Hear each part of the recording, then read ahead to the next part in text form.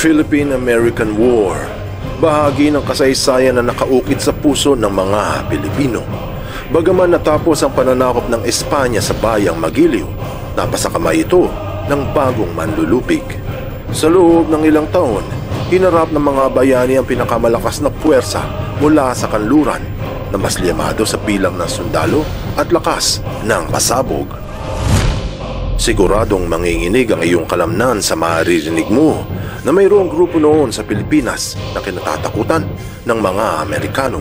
Sa makatuwid, nilagay pa sa dyaryo ang babala hinggil sa napakabangis na grupo. Mayroong mga naniniwala at marami din namang naghihinala. Ang tanong, totoo ba?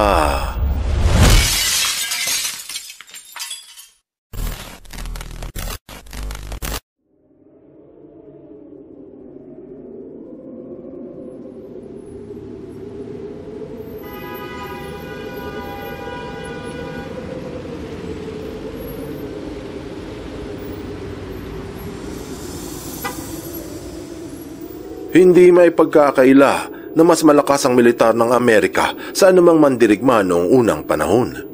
Subalit nagpahayag ng babala ang mga kano dahil may grupo sa Pilipinas na hindi dapat minamaltrato. Noong taong 1898, napagkasunduan ng mga Amerikano at ng mga Kastila na ipasa ang bansang sinakop sa halagang napakaliit. At ito ang sinabi sa History.State na napagkasunduan sa tinaguriang Treaty of Paris ang kalayaan ng Cuba, Guam at Puerto Rico at ang pagbenta sa Pilipinas na nagkakahalagang 20 milyong dolyares. Bagamat tila nakaisa ang mga Amerikano sa transaksyon, hindi nila inaasahan ang mga problema na kanilang haharapin. Problema ng walang tigil na himagsikan mula sa mga Muslim at mga Kristiyano. Hindi siguro nila naisip na makaraan ng sobra sa 300 taon, hindi lamang pagbabago sa pamahalaan ng tunay na minimiti ng mga Pilipino noon, ngunit ang kalayaan sa sinumang dayuhan.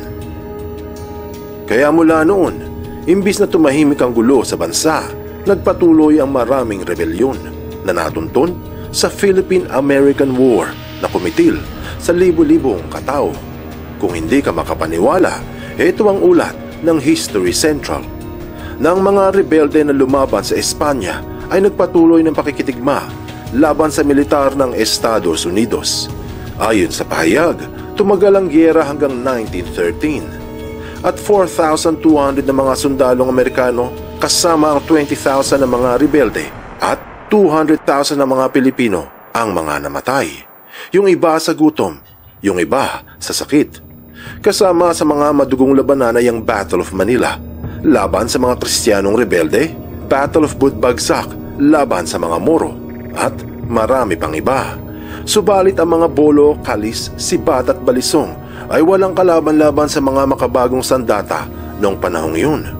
Ang Model 1899 Carbine, isa sa pinakamalakas na armas pampatay laban sa mga rebelde. Mga machine guns katulad ng Nordenfeldt, Krupp at Ordonez guns na sa isang iglap ay nagpapatumba ng sabay-sabay.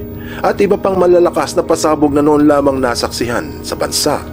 Biruin mo, ito ang militar na tumalo sa mga Espanyol, nagpalubog sa kanilang mga barko, nagpasabog ng maraming kampo at pumatay sa maraming sundalo.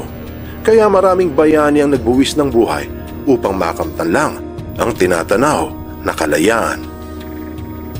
Ang mga namatay sa Battle of Manila ayon sa Britannica ay umabot sa 2,000 katao at 15,000 ang sugatan. Ganon din naman ang naganap sa Hulo. Ang sabi ng military history, noong rebelyon ng mga Moro, ang estimang namatay ay mga 10,000 hanggang 20 at hindi mabilang ang mga sugatan. Sa panahon ng Philippine-American War, libo-libo ang nadamay, mga Kristiyano at mga Muslim. Kabilang dito ay mga kababaihan, kabataan at mga matatanda. Ngunit mayroon pa ang isang grupo na nabalita naman sa pahayagan mismo ng Estados Unidos, mas mabagsik at mas mapanganib. Sa katunayan, pinagbalaanan ng mga Amerikano na mag-ingat sa mga ito at mas mabuti raw mamatay sa sibat kaysa sa mahuli ng buhay.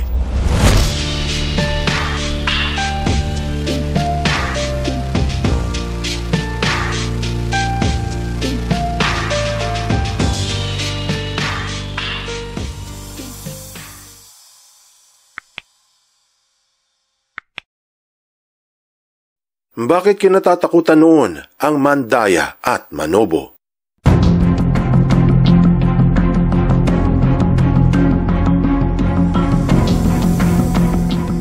Malaking kontrobersiyang giyera sa pagitan ng Amerika at ng Pilipinas, sapagkat ang kinakatwiran ng mga dayuhan ay ang dahilan na sila ay tumutulong lamang upang panatilihin ang kapayapaan sa teritoryo. Pangalawa, sinusuportahan ng mga pagbabago sa pamahalaan. Mga pasikot-sikot na sa kasalukuyan ay pinabubulaanan ng mga historiador na may patunay hinggil sa madilim na katotohanan. Ano't ano pa man ang tunay na dahilan, ang kasaysayan na hindi maialis sa puso at isipan ng mga Pilipino, Kristiyano ka man o isang Muslim. Subalit mayroon pang isang grupo sa bansa ang ipinahayag sa Amerika na kinatatakutan. Sa katunayan, binalaanan sa isang diaryo ang mga Amerikano na mas mabuting mamatay sa sibat kaysa sa mahuli ng buhay. Mabubulabog ang iyong pagkatao sa maririnig mo na hindi sila Kristiyano at hindi rin sila Muslim. Ang mga ito ay kumakain ng tao. Kung hindi ka makapaniwala, heto ang patunay para sa iyo. Mula sa dyaryo ng Los Angeles Herald na naimprinta noong buwan ng Abril taong 1899. Mayroong mga 30,000 na cannibals sa isla ng Mindanao at karamihan sa mga ito ay pinaniniwalaan na mula sa tribo ng Manobo at Mandaya. Sinabi sa Herald na ang mga ito ay fierce o mabangis, warlike o palatigma at ang patunay ay nasa kanilang tradisyon, kinakain ng mga nito ang nahuhuling bihag. Kaya nagbabala ang pahayagan na kung sino man ang nag-iisip na pumunta sa lugar ay kailangan maging mapagmatsyag. Dahil raw, malalaman ng isang dayuhan sa paraan kung paano siya tatanggapin ng tribo, kung siya ay kagigiliwan o tutuhugin parang lechon. Mag-ingat rin daw kung masyadong mabait sa kanilang tribo na tila pinatataba sila sa masasarap na pagkain. Dahil baka pinatataba lamang upang sila ay kainin. Ayon din sa babala, patutulugin ng dayuhan sa isang kubo at doon iluluto ng buhay. Kaya naman ang mahigpit na paalala sa mga nagnanasang tumungo sa lugar na huwag magreklamo kung hindi sila magugustuhan ng tribo at pagtangkaan pang sibatin dahil mas maganda raw iyon imbis na maluto ng buhay. Ang nakamamanga pero nakatatakot na babala ay kumalat noon hindi lamang sa Amerika pati na rin sa buong Europa. Ngunit ang pahayag ay pinabulaanan ng iba. Hindi raw totoo na kumakain ng tao ang tribo. Masasaksihan ng mga ito ngayon bilang mababait na tao. Sa katunayan, yung iba ay mga naging Kristiyano at pinagbabawal ang cannibalism at mayroong mga Muslim na mahigpit na pinagbabawal ang pagkain ng laman ng tao. Ngunit mayroong nagsasabi na totoo na ang tribo ng Mandaya at Manobo ay mabubuti sa kapwa, mapagmahal sa pamilya at magiliw sa panauhin. Ngunit iyan ay ngayon at hindi noon.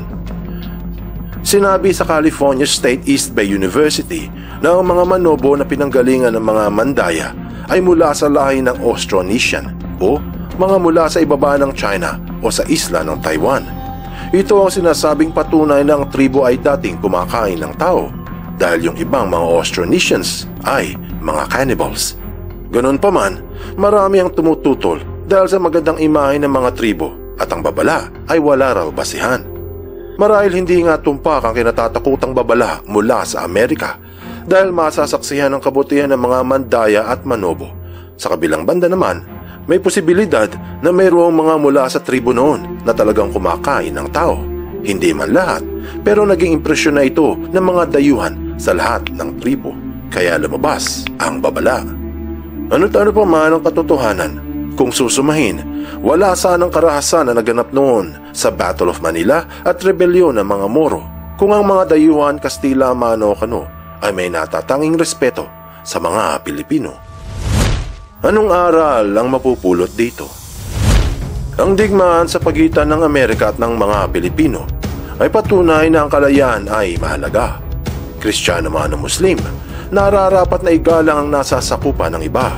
Bigyan ng respeto ang paniniwala ng isa at tulutan ang pamumuhay ng bawat nilalang. Sa ganitong paraan, matatamo ang kapayapaan sa buong mundo at maangkin ang kalayaan ng lahat ng tao.